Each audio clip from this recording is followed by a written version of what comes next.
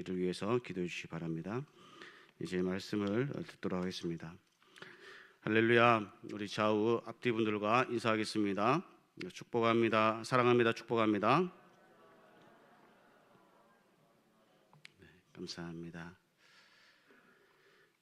오늘 말씀의 제목은 탑 쌓는 자의 비유입니다. 오늘 말씀의 본문은 28절에서 우리 30절까지이지만 전체적으로는 25절에서 14절 25절에서 35절까지 본문이 제자도, 그리스도의 제자도에 대해서 가르치고 있습니다.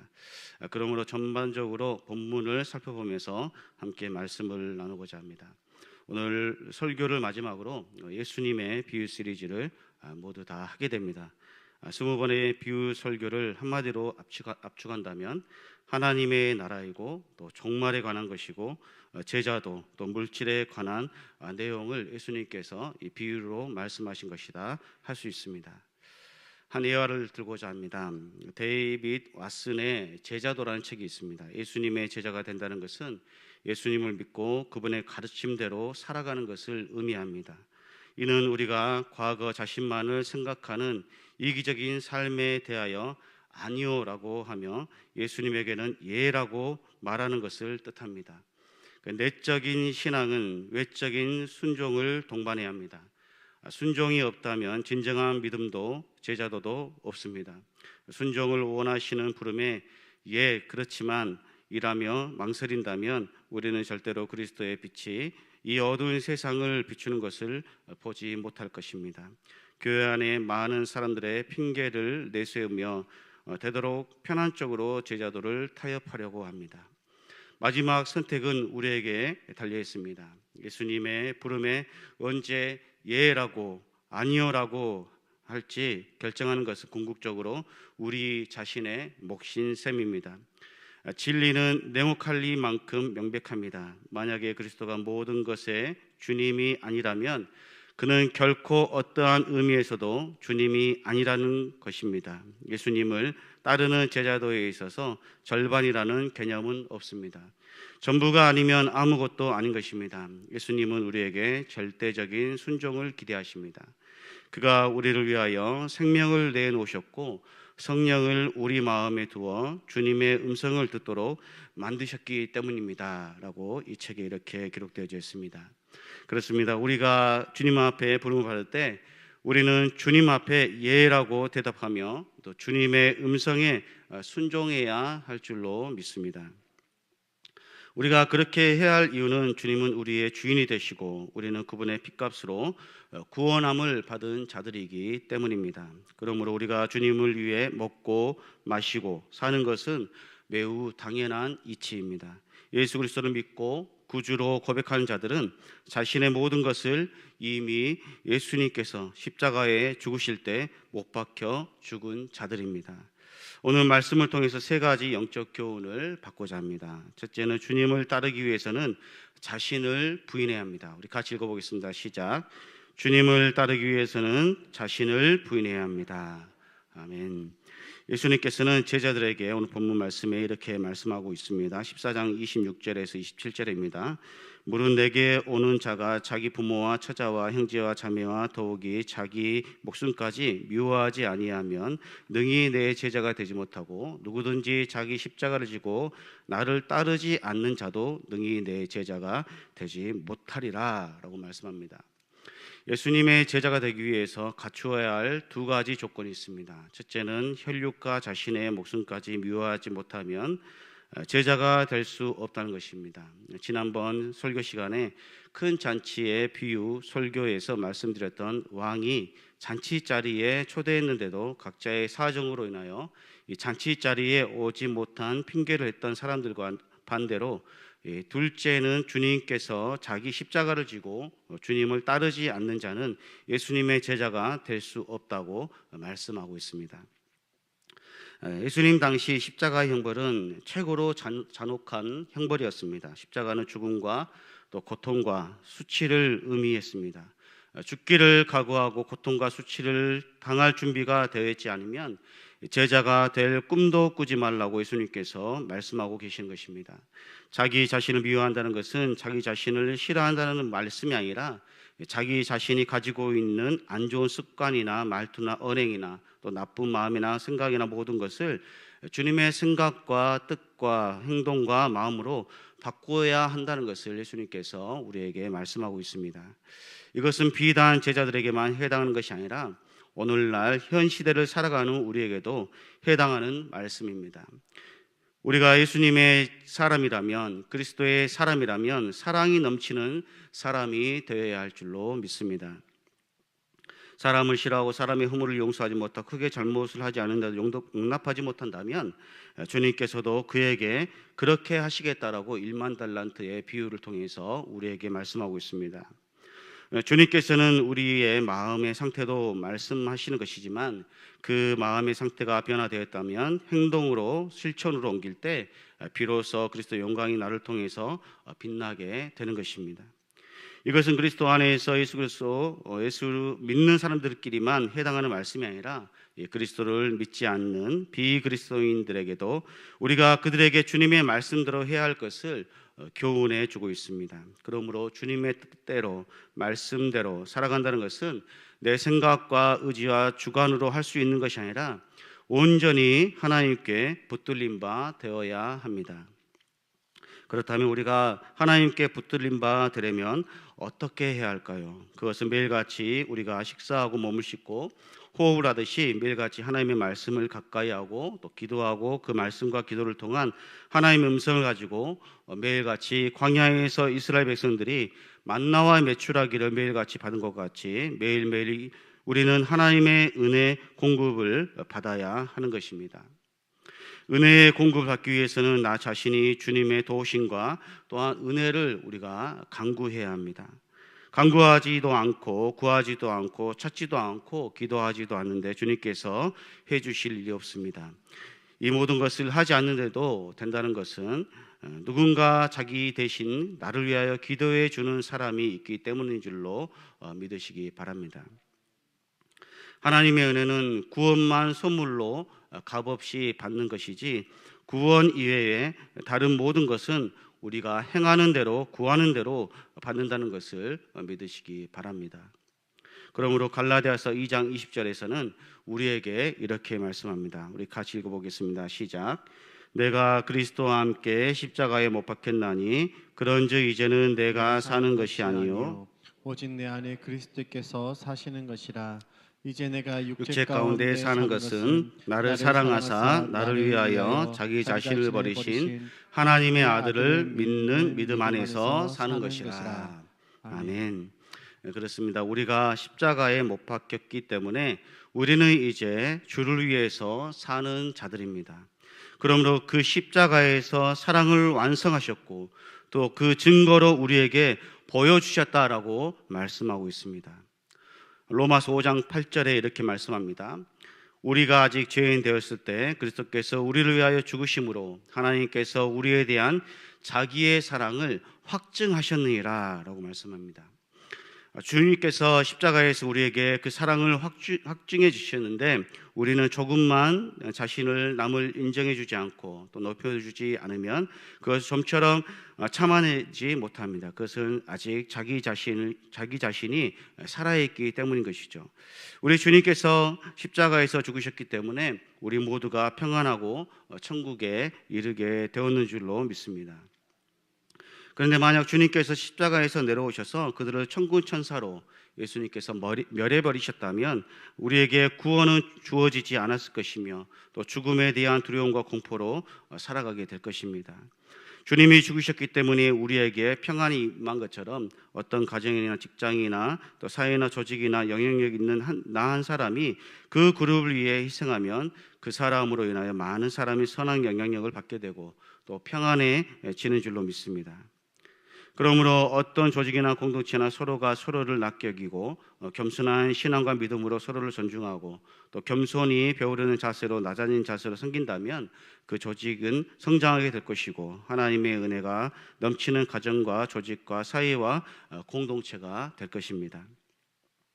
우리 주님께서 공생의 기간에 하나님의 나라를 나라의 복음을 선포하시고 또 많은 기적을 베푸실 때 가는 곳마다 많은 사람이 예수님의 말씀과 기적을 보기 위해서 쫓아다녔습니다.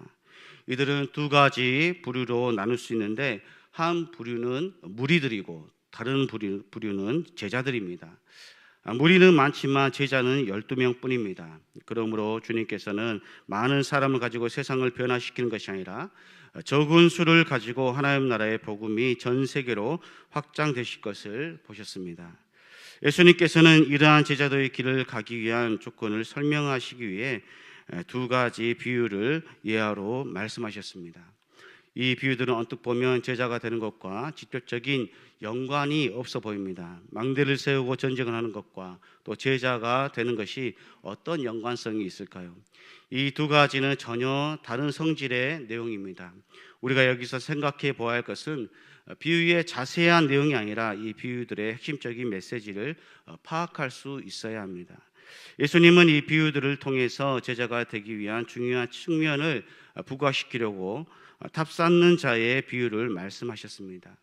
이 비유의 핵심적인 메시지는 무슨 일을 하기 전에 충분하게 그 일에 대해서 미리 그 일에 대하여 파악하고 준비하는 것이 중요하다는 것을 말씀하는 것입니다.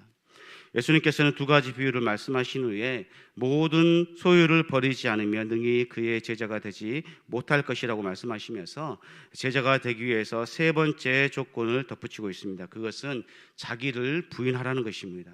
자기를 부인할 때 비로소 진정한 주님의 제자의 길을 따를 수 있게 되는 줄로 믿습니다. 두 번째로 믿음의 기초가 튼튼하지 못하면 작은 시험에도 무너집니다. 우리 같이 읽어보겠습니다. 시작. 믿음의 기초가 튼튼하지 못하면 아멘.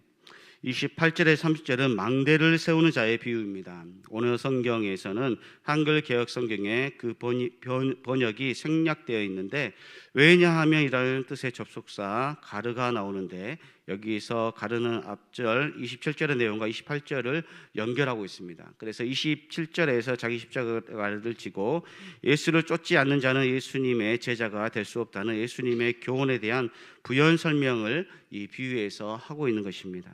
즉 망대를 세울 때 그 비용을 생각하지 않고 진행한다면 중도에 그만둘 수 있는 상황이 발생하는 것처럼 예수님을 따르는데 마땅히 져야 할 십자가를 미리 생각하지 않고 예수님을 따르게 되면 중도에 그만둘 수밖에 없는 상황이 발생할 수 있다는 사실을 접속사 왜냐하면을 사용하여 한글 개역 성경에서 사용하고 있음을 알 수 있습니다. 본문에서 말씀하는 망대는 당시 포도원 온두막을 가리키는 표현이었습니다. 포도원에 흔히 망대가 달려 있었는데 거기서 도적들이 수확을 훔쳐가는 일이 없도록 감시용으로 또한 이 망대를 사용하기도 했습니다. 이 비유는 당시 헤롯 일가의 건축 사업을 배경하고 있는 것으로 그들은 자신들의 세력을 과시하기 위해 곳곳에 커다란 건축물을 세우기로 계획하고 그렇게 진행을 시켰지만 대부분의 공사가 미완성으로 끝남으로 말미암아 이 백성들로부터 비난과 조소를 받게 되었습니다. 그래서 완공하지 못한 건물은 언제나 그 모습이 초라하고 볼품이 없는 것을 지금도 볼 수가 있습니다. 비용을 충분히 계산하지 않고 망대를 세우면 사람들의 비웃음이 되고 만다는 것을 예수님께서 말씀하고 있습니다. 그래서 누가복음 14장 31절에서 또 전쟁을 하고 있는 왕에 대한 짧은 비유를 또 예수님께서 말씀하고 있습니다. 같이 읽어보겠습니다. 시작. 또 어떤 임금이 다른 임금과 싸우러 갈 때에 먼저 앉아 1만 명으로서 저 2만 명을 거느리고 오는 자를 대적할 수 있을까 헤아리지 아니하겠느냐. 아멘. 만약 전쟁을 하고 있는 왕이 있다면 당연히 상대방 군대의 규모를 헤아려 전쟁을 할 것입니다. 그렇지 않고 무모한 전쟁을 하게 되면 결국 실패와 불명예를 안고 전쟁에서 지고 마는 것이죠. 그래서 왕은 전쟁을 하기 전에 신하들과 어떻게 해야 전쟁에서 승리할 수 있을지 회의를 할 것입니다. 그리고 적들의 전술과 전쟁 무기가 얼마큼인지, 군사 병력은 몇 명인지, 어느 방향으로 공격해 올 것인지, 적들이 공격해 오는 예상 경로를 생각하여 그에 대비하여 전술을 세우고 전략을 세우고 함정을 만들고 또 무기를 준비할 것입니다. 한편 앞선 비유가 당시 헤롯 통치하에 졸속하게 진행되었던 건축 사업을 반영한 비유인 것과 마찬가지로 본 비유 역시 치세 기간 동안 탐욕과 실정으로 얼룩진 당시 갈릴리 베레아의 분봉왕이었던 헤롯 안디바의 상황을 반영하여 예수님께서 비유하신 것입니다. 헤롯 안디바는 동생 빌립의 아내였던 이 헤로디아와 결혼하기 위해 과거에 정략적으로 결혼하였던 아라비아의 왕 아레타스의 딸이었던 첫 번째 부인과 이혼을 했습니다.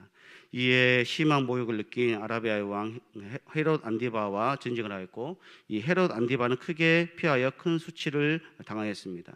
따라서 예수님으로부터 이 비유를 듣던 당시 많은 사람들은 이 헤롯 안디바의 어리석음을 자연스럽게 떠올리게 되었고, 이 비유의 의미에 깊이 공감할 수 있었을 것입니다. 이렇게 예수님께서는 모든 사람들이 쉽게 납득할 수 있는 이 비유를 사용하여 영적 싸움에서도 철저한 준비가 필요하다는 것을, 영적 진리를 그들에게 쉽게 가르쳤던 것입니다. 32절에서 33절 말씀입니다. 우리 같이 읽어보겠습니다. 시작. 만일 못할 터이면 그가 아직 멀리 서 있을 때 사신을 보내어 화친을 청할지니라. 이와 같이 너희 중에 누구든지 자기의 모든 소유를 버리지 아니하면 능히 내 제자가 되지 못하리라. 아멘. 32절은 아직 전쟁이 시작되지 않는 상황을 묘사하고 있습니다. 이렇게 전쟁이 시작되지 않는 상황을 묘사하는 것은 영적으로 예수님의 제자가 될 것을 헌신하기 이전의 상황을 상징하고 있는 것이죠. 그래서 예수님의 제자이기를 따른다는 것은 제자의 삶은 영적으로 수많은 악한 영들과의 전쟁에서 싸워야 하는 힘듦과 어려움이 따른다는 것을 뒷받침하는 뜻이기도 합니다. 그러므로 예수님께서 아직 전쟁에 임하지 않는 상황이고 적들의 전투 상황, 즉 전력을 파악하는 중에 있다면 전쟁을 할 것인지 하지 않을 것인지 생각해 보라는 뜻입니다. 즉 제자도의 길에는 반드시 영적 전쟁이 따르기 때문에 그러한 영적 전쟁에 임할 자세와 태도와 또 믿음의 반석 위에 굳건히 서 있어야 할 것을 의미하고 있습니다. 그래서 예수님께서 이 비유를 주신 의도와 목적은 예수님을 따르는 자들이 더 이상 예수님을 따르지 않도록 하기 위해서 말씀하신 그런 의도가 아닙니다. 오히려 강한 도전 정신과 분명하고도 확고한 제자도를 가지고 예수님께서 가르치신 제자의 길을 따르게 하기 위한 반어법적으로 예수님께서 강하게 표현하신 것입니다. 그렇습니다. 우리가 주님의 길을 따른다는 것은 사도 바울처럼 수많은 위험과 수고가 따름을 우리는 기억해야 합니다. 사도 바울께서는 고린도후서 11장에 자신이 예수 그리스도 안에서 자랑할 것은 고난밖에 없다는 것을 말씀하고 있습니다. 고린도서 11장 23절에 27절에 보면 우리 이렇게 말씀합니다. 우리 한 절씩 같이 읽어보겠습니다. 그들이 그리스도의 일꾼이냐 정신없는 말을 하거니와 나는 더욱 그러하도다. 내가 수고를 넘치도록 하고 옥에 갇히기도 더 많이 하고 매도 수없이 맞고 여러 번 죽을 뻔하였으니 유대인들에게 40에서 하나 감한 매를 5번 맞았으며 3번 태장으로 맞고 1번 돌로 맞고 3번 파선하고 일주야를 깊은 바다에서 지냈으며 여러 번 여행하면서 강의 위험과 강도의 위험과 동족의 위험과 이방인의 위험과 신의 위험과 광야의 위험과 바다의 위험과 거짓 형제 중에 위험을 당하고 또 수고하며 애쓰고 여러 번 자지 못하고 줄이며 목마르고 여러 번 굶고 춥고 헐벗었노라. 아멘.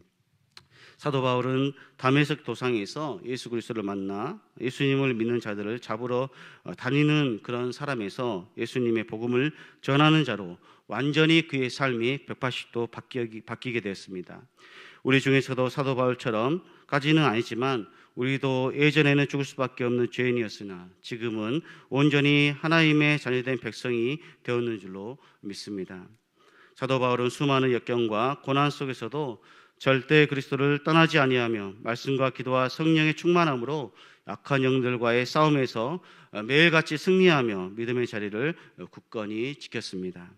우리의 신앙생활도 여러 가지 환경과 상황 가운데 어려움 가운데 있는 성도님들이 계실 것입니다.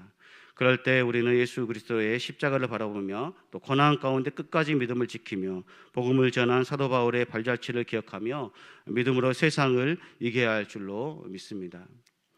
사도 바울은 자기가 가진 모든 것을 배설물로 여긴다라고 말하였습니다.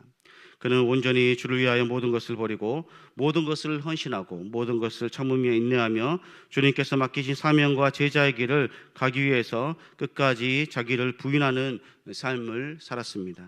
그러므로 우리도 내 자신을 내려놓고 온전히 주님만 바라볼 수 있는 은혜의 삶을 살아가시기 바랍니다. 세 번째로, 성도는 세상에서 그리스도인답게 살아가야 합니다. 같이 읽어보겠습니다. 시작. 성도는 세상에서 그리스도인답게 살아가야 합니다. 아멘. 마지막으로 34절에서 35절 말씀 같이 읽겠습니다. 시작. 소금이 좋은 것이나 소금도 만일 그 맛을 잃으면 무엇으로 짜게 하리요? 땅에도 거름에도 쓸데없어 내버리느니라. 들을 게 있는 자는 들을지어다 하시니라. 아멘. 헬라인들에게 소금이란 죽은 것에 새로운 영혼을 넣을 수 있다라고 그렇게 생각을 하였습니다. 소금이 없으면 물건은 썩고 부패하기에 소금은 부패를 방지하고 또 음식을 오랫동안 보존하게 하는 역할을 감당하였기에 새로운 영혼을 소금이 넣는다고 그렇게 유대인들은 생각을 하였습니다. 그러나 소금을 갖고 그것을 신선하게 보존할 수는 없었습니다.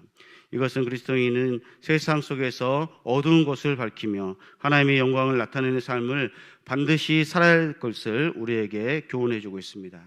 그러므로 우리 성도들의 삶은 거룩한 삶, 또 은혜의 삶, 믿음의 삶, 사람을 살리고 또 도와주고 세워주고 서로를 섬겨주는 삶을 통해 온전히 나눠주고 하나님의 영광, 예수 그리스도의 영광만이 나타날 수 있는 삶을 살아야 할 것을 말씀하고 있습니다.